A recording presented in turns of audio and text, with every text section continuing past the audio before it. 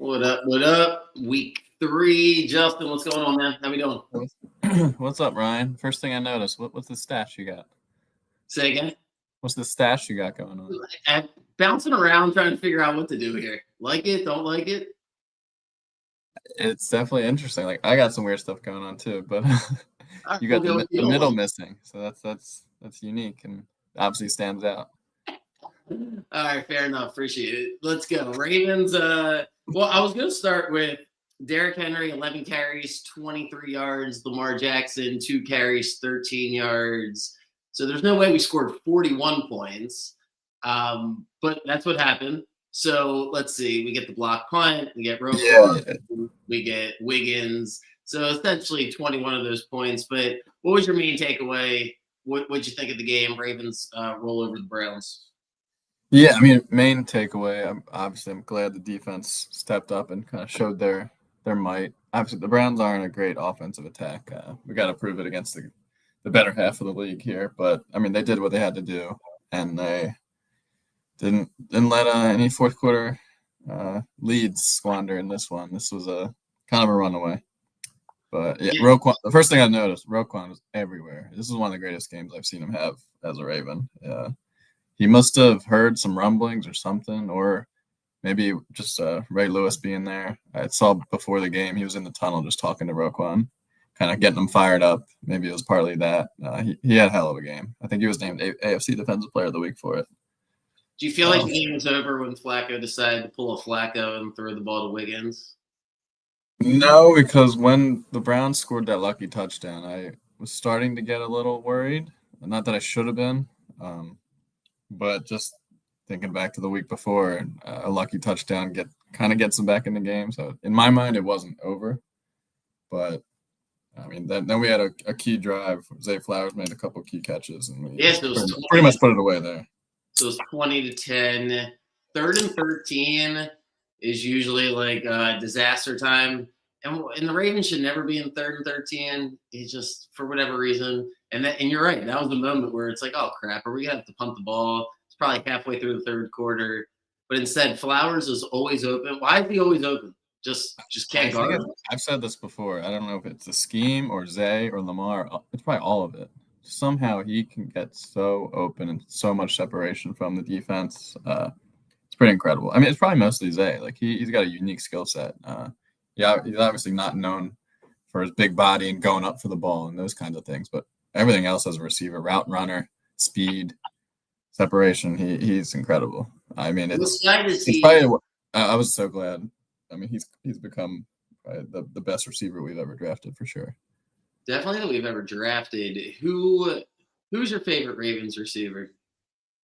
Right now or of all time? Just of all time. I mean, Steve Smith's tough to beat. Anquan Bolden's tough to beat.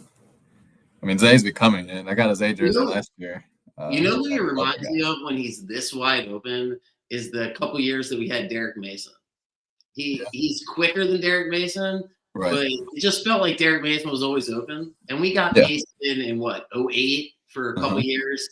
I would say the tail end of his prime. Flowers is not even at his prime yet, or this might be his prime. He's fantastic. I'm sure it doesn't hurt to have Andrews out there along with Bateman, but what a nice I don't know if it's a surprise, but the fact that Hopkins didn't get much money and that he is still elite when it comes to one-on-one catches. And when you get to playoff football, you won't get as much separation if the weather's not great. So you're going to have a couple of those Anquan Bolden catches. Definitely a bright spot to see him essentially have 2 touchdowns, right? But the other one at the half-yard line. Yeah, he's come in and done what we've wanted him to do. Obviously, he's not going to play every snap. He's going to play 20, 25 snaps a game, but he makes big plays, either big first downs or so far big gains and touchdowns. It's a nice weapon to have where we have Zay stretching the field, his speed, his separation. Hopkins can go up and get a ball. And we got other guys too. It's our best receiving group we've ever had. Myles Garrett single-handedly stopped Derrick Henry. The Browns stopped Derrick Henry, or the Ravens running game. It was, Buffalo just can't stop the run. What was your takeaway of why the Ravens couldn't get going? Again, the Browns closed up the lanes. Garrett is one of the best defenders in the league. Mason Graham also had a good game. Their rookie top 5 pick. I mean, yeah, they just shut down all the lanes and and really sold out mostly to stop Henry. I mean, their talk before the week when Delpit said something, Henry's not hard to tackle, all those things. I mean, they backed it up, but they didn't have the pieces on the back end to slow the passing game down in the second half. And obviously, the Browns' offense and Flacco didn't help them out with the short fields and turnovers and all that. And yeah, we kind of just adjusted in the second half to be like, all right, we're gonna take away the run. Tried it a couple times, it didn't work. We're like, all right, let's go outside of the receivers, and that's how we're gonna have to make plays. So spin it forward. What the hell are the Lions thinking? Because they got 2 games of film. One of them, Derrick Henry, is just running through the Bills. No one can tackle him. This game, Lamar is throwing dime after dime. The Lions destroy the Bears, just absolutely destroy them, 52-21. They get destroyed by the Packers in grass on the road. Similar environment to what the Ravens are going to give them on Monday night. Talk to me about first when the Ravens have the ball. The Lions obviously have Aiden Hutchinson. He's top 5-ish rushing the passer. He doesn't do what Garrett does as far as the run game, but they do have a good defense. They got guys all over the place. What do you do to prepare for the Ravens at this point? Put yourself in the Lions coaching room. What do you think the game plan is going to be? And then does it even matter? Are the Ravens just going to put up 30 plus? Starting with that, I do think the Ravens will put up a bunch of points. Not that the Lions are a bad team. It's just the nature of the beast that the Ravens have right now. Lamar's at another level. But on the Lions end, yeah, I mean, every game an opponent comes in to play the Ravens, it starts with the running game. I think that's what every team tries to slow down. They know we start with the run between Henry and Lamar and all our other running backs, and that's just kind of our design. And the Browns, they did it for a while, and it was a close game, but then it got away, and it's just the abilities we have on offense. We can adjust and skew different ways to be able to beat them. So I don't know if I was the Lions. I don't know if they have the same type of personnel the Browns do to kind of stack the box and clean up the holes and be able to stop the run. I can't see Henry not having a bounce back game, at least some success on the ground, 4, 5, 6 yards a pop. Yeah, the Lions' best player is probably Aiden Hutchinson, but it's a really close second with Brian Branch, their strong safety. And another safety too. I think Joseph. Right. I was just going to say, and then they got the other safety, Joseph. They redid their corners. They kind of got younger over there, but they also brought in DJ Reed. The Lions are pretty solid. We'll see. Like you said, the nature of the beast right now is it's hard to bet against the Ravens offense when the last 2 times you've seen them, they just, when you see that element of Lamar being able to throw the deep ball and it's perfect passes, you're like, this could be something special. Maybe the Lions just deep down are like, we just need to outscore the Ravens. So flip it to that way. The Lions, they're obviously a different team in the Dome. They won't be in the Dome. We're going to watch the Packers film and be like, all right, the Packers got home. They got home on golf. Like that. He's pretty simple, right? Like if you get him off the spot, how do we see our secondary matching up? Do you think we blitz them? Van Noy's not going to play. The pass rush has been a little suspect. What would put your defensive hat on for me? What should be the game plan? Yeah, I mean, they do have a really good offense, and it is different, a little bit different in the Dome. I'm glad we're playing them at home. Their speed is a little bit. It's completely different, right? Yeah, it's a little different coming here and having to play, but yeah, I mean, like you said, they're in their minds they're gonna have to outscore us. I think the winner is gonna be at least 30 points.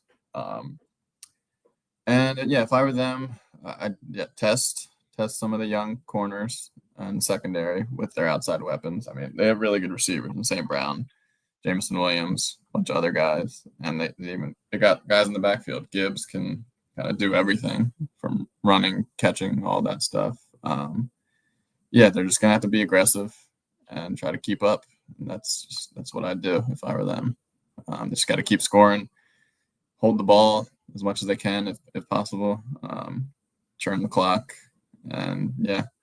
You surprised we're only 4.5-point favorites? I was double I checking. am. I am actually. It started at closer to 6, and I'm a little confused why it's gone down. It's yeah. I don't really understand, but there's another spread out there that I don't really get either. But I was gonna say we're gonna get to your picks in a second. Looking for a bounce back week, but one more thought on the Ravens against the Lions. I'm looking at. That's why I asked you about the pass rush. What I'm looking at here is you have to get home with 4 in most spots, right? But this is a particular spot where I feel like we don't really need to get home with 4. I don't think you can get home with 4 against the Lions offensive line, and I really think we just have to blitz Goff and try to use the crowd, get them in long, second and long, third and long. Yep. If I'm the Lions, I'm doing quick passes out of your hands, quick, spreading everybody out, seeing if our linebackers can cover Gibbs, and then Montgomery maybe has some holes. I think Buchanan's been a great addition. If you look at the snap count, he essentially became the starting inside linebacker over Trenton Simpson. It's got to be his pass defense because he's always flashing. And Simpson's a great athlete. He's a great tackler in space, but he just can't really cover anybody. But anyway, my final thought on the Ravens is let's blitz the hell out of Goff, try to sell out against them, see if maybe we can tip some balls. If the Lions have to play from behind and they're throwing the ball, I think that's when they can be vulnerable. All right, let's go to your all right, I'm going to defend you first. First of all, 1-4, but let's do the one game that shouldn't count against you. Shouldn't count against anybody. The Jacksonville Jaguars did not cover their 3. Why did they kick a field goal? Do you want to yell about it? Or do you want why didn't they kick a field goal? That's what you mean? Of course, you have to. The way that their defense was playing and the psychological impact of the defense of being up by 6, if the Jaguars just kick the field goal, granted, Brian Thomas should probably catch the ball, but if they're up by 6 there, don't you think the way their defense was playing, they weren't giving up a touchdown, but instead they're up by 3, and it's weird to play defense when you don't want to let the team in field goal range. Then they get in field goal range, and it's just, I don't know. I thought that was the wrong move. Not to mention, I'll let you go, but not to mention, why the hell, what's the strategy of a head coach screaming and yelling at your quarterback on the final drive of the game? Did you see that? He's like, throw the ball in his chest. It's like, dude, that was weird. I thought the Jaguars, they not only did they blow the game, they don't cover. So you lost the Cowboys, you lost the Jets, you lost the Panthers, or you win the Panthers. Yeah, that actually was lucky. That kind of made up for Jacksonville, honestly. Somehow you win the Panthers. You lose the Texans, which was a ridiculous game. Also, maybe we should tackle on 4th and 10 if you're going to do the all-out blitz, which real quick, all-out blitz, Jared Goff, he's not going to run for 20 yards like Baker. But go ahead. Baker's feisty. So he's got a little speed to him, a little athleticism. So he was able to wiggle through and literally it parted like the Red Sea. That was really good. Once the ends got around and the pocket collapsed, there was a little opening. Baker saw it, and there was no one around him for 20 yards. We go back to Jacksonville. You obviously can't regret that bet. Burrow got hurt, so you got a little lucky there. But don't you agree they got to kick the field goal and they blew it down the stretch? So yeah, full honestly, I was obviously watching the Ravens game. That's what I focus on, and I kind of just follow along when I can't watch the other games. But yeah, I saw they're up 3, 4th down at the 7-yard line, 4th and 5. Yeah, I'm like, what the heck did they go for? Is their kicker hurt? What's going on here? You go up 6.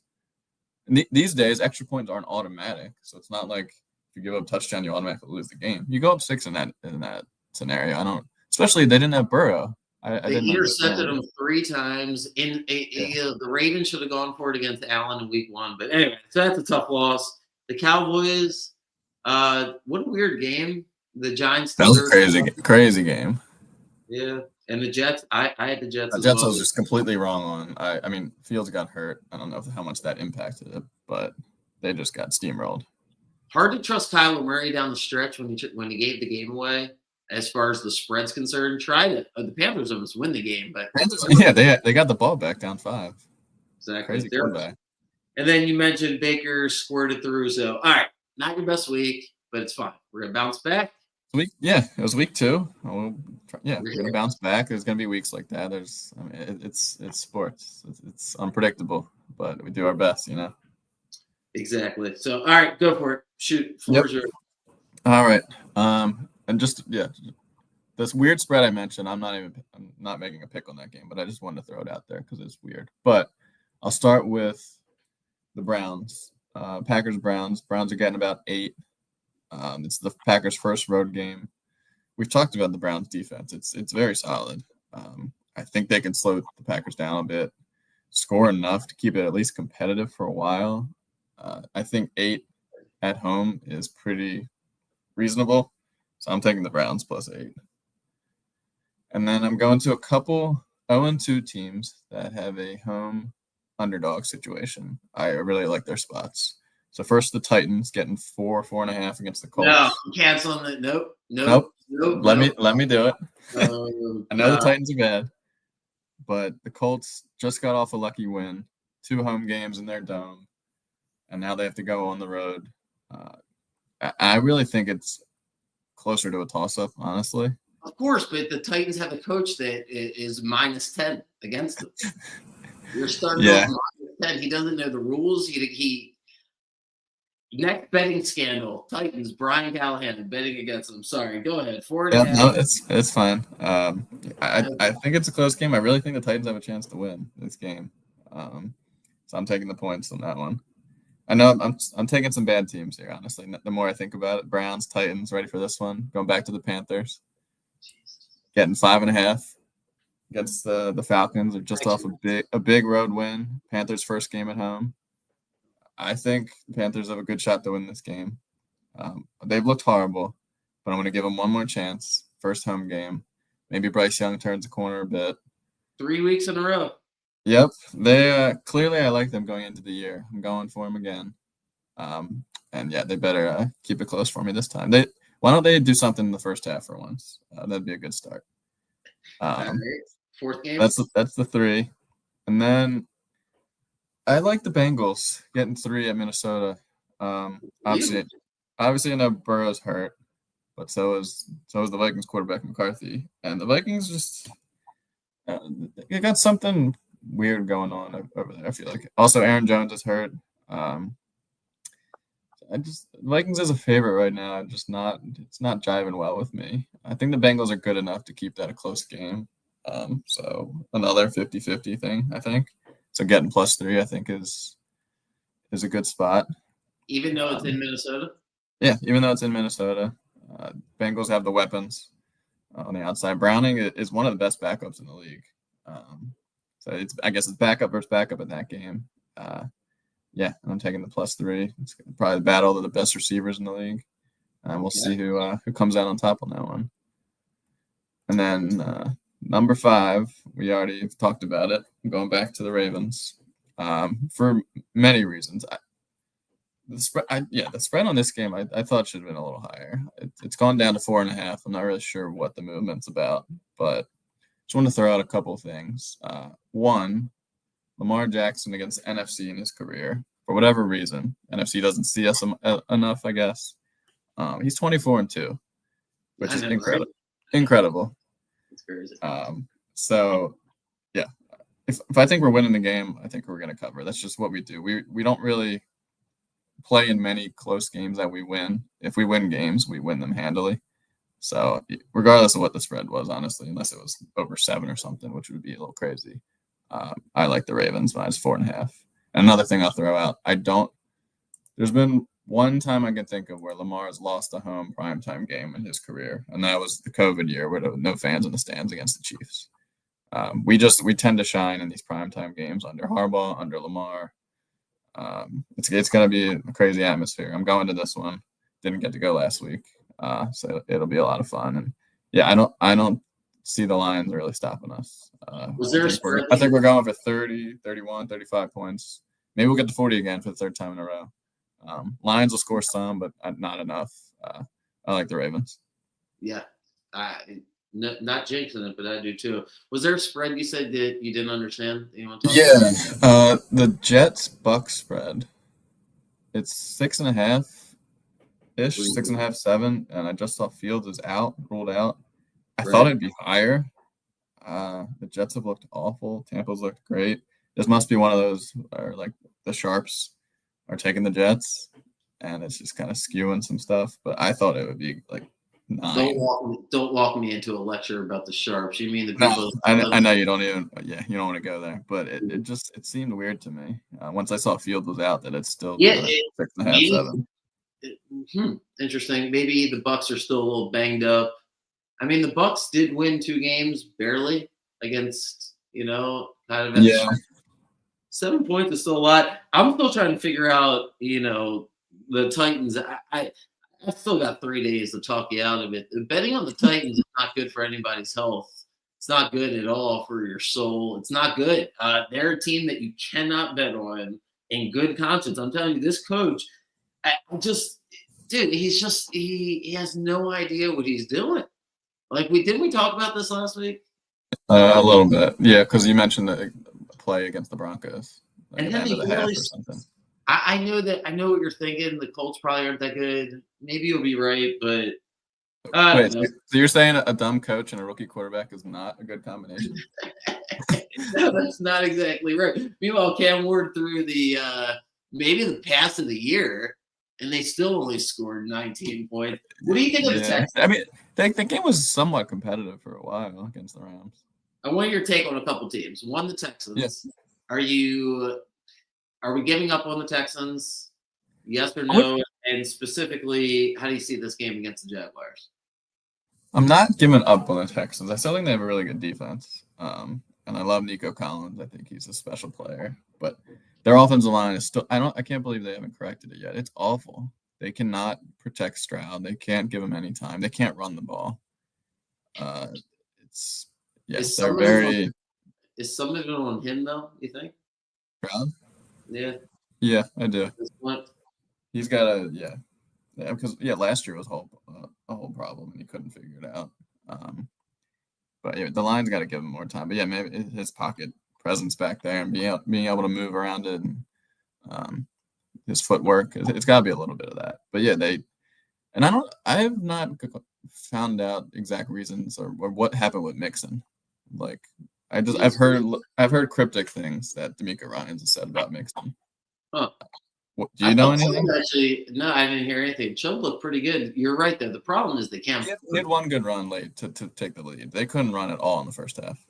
True. They can't protect him, but I'm saying he looked good. Like it's not on him. It seems to be more on the line. I think it's more that they don't do anything easy. They're kind of like a worse version of when the Ravens are at their worst, where it's like, man, how come you just won't get 4 yards and make things easy? But the other team I wanted to ask you about was the Bears. Those are the 2 0-2 teams that I guess they're the most popular that people probably had making the playoffs outside the Chiefs. Chiefs will be our last conversation. But, Texans and Bears, you either picked them before the season to make the playoffs, or if you had to pick an 0-2 team that you still believe in, it's probably those are 2 at the top of the list. So what about the Bears? They're home against the Cowboys. They have to win that game. Just the way the Texans might not have to win in the sense that 9 wins could win that division by the time the Colts falter off. Right, they'll still have time to play the Colts. Exactly. The Bears, though, they got 3 really good teams, maybe 1 elite team out of the Vikings, Lions, and Packers. Right. Definitely 2 playoff teams, I think, coming out of the North. So the Bears got to win here. What do you make of the Bears? They do. The Bears are the type of team that just something is always going wrong, or something mentally, psychologically in their locker room is off. Even so, they have a new head coach now, and maybe he can change it. It's only been 2 games, but something about them, like the collapse against the Vikings, and then like they just get steamrolled against the division rival Lions when they showed no defense. I don't know what it is. Also, Caleb Williams seems like a bit of a head case. Now they're home underdogs. They're having problems with him. Now they're home dogs against the Cowboys. Didn't that spread surprise you? Yeah. If I had to guess, I thought it would be flipped. I mean, it's 1.5, so it's not like a crazy thing. But I thought Chicago would be 1.5. About. Yeah. It's actually the same spread as Texans Jaguars, since we were talking about the Texans. That's also a 1.5. I find both of these games very tough this week, so I didn't highlight them in my favorite picks.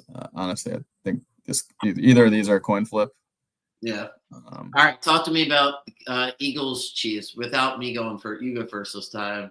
Overall take on the game and both teams moving forward.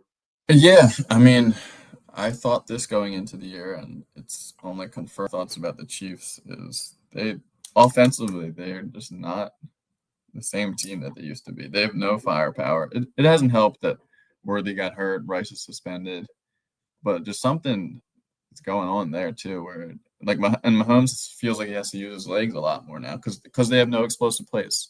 Not even to mention the running game. It's terrible. Pacheco can't do anything. They can't find any holes with their running game. And their defense played better against the Eagles, but it doesn't look as good as it has previous years. And clearly, it's a must-win game for them this week against another 0-2 team, the Giants, who showed some offensive firepower. And Neighbors has to be considered a top 5 receiver in the league. He's incredible. Yeah, he does drop a couple easy ones though, but he is great. I like. He does, but he's awesome. But that's the kind of thing with Neighbors versus Flowers. Like Flowers is always wide open. Neighbors makes great plays. Anyway, all right. So that's your take on the Chiefs. Will you follow all the way through and say they don't make the playoffs? They don't win the division. How would you forecast it? I'll say before the year I had their under team total. That's for sure. If I had a chance to go through my futures before the year, Chiefs under was one of my favorite picks. Yeah. Could I see them coming back and making the playoffs? Sure. They got a tough division, but now that 7 teams make the playoffs, I feel like it's hard to ever be out of it as long as you're hovering 2-3 games under 500. If you're like 7-7 and towards the end of the year, you still got a chance most likely. Now with Burrow hurt, the Steelers I don't think are anything crazy.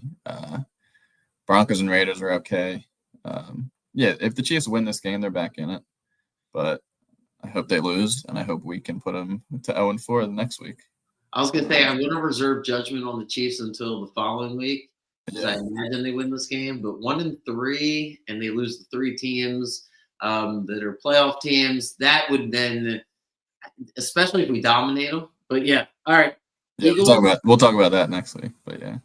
Any hot takes on the Eagles or the tush push? Eagles? And the tush push, it's kind of lame, but it's whatever. It's not against the rules yet, and they tried to make it, and it's not. It's pretty much unstoppable. If everybody starts early, most plays are pretty unstoppable. It's a good play.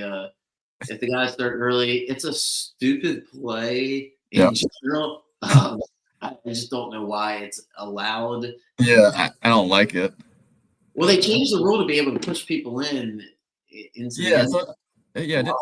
used to not be able to push people.